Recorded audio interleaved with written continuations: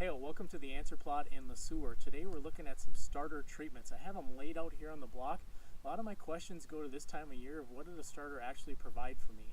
So in the answer plot we laid out several treatments, one of them being a trial product which I'll introduce, and you can see those 4 treatments laid out right here. This first treatment is no starter, so plant the seed and drive away.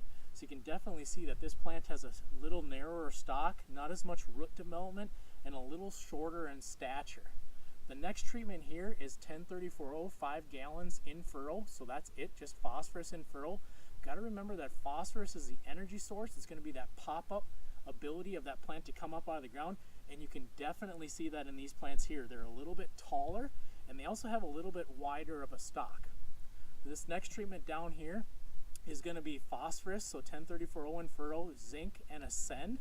So the zinc and ascend are going to add both the ability for that plant to uptake nutrients, and the ascend is going to offer the ability for that plant to grow quicker, have those cells differentiate, and it's going to give us more root mass below ground. Also, it's going to tend to give us a little bit wider leaves and some bigger stalk to store those nutrients as we get into this time of year development.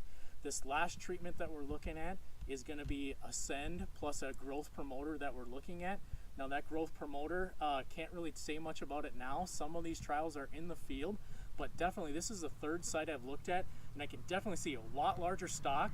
Most notably, this radical root has a lot more root hairs on it, and I'm definitely taller in plant mass. Now I'm not behind at any case here in stage, but the way these plants came up and out of the ground was definitely affected by the things that we had in Infurrow or by the things we didn't have in Infurrow.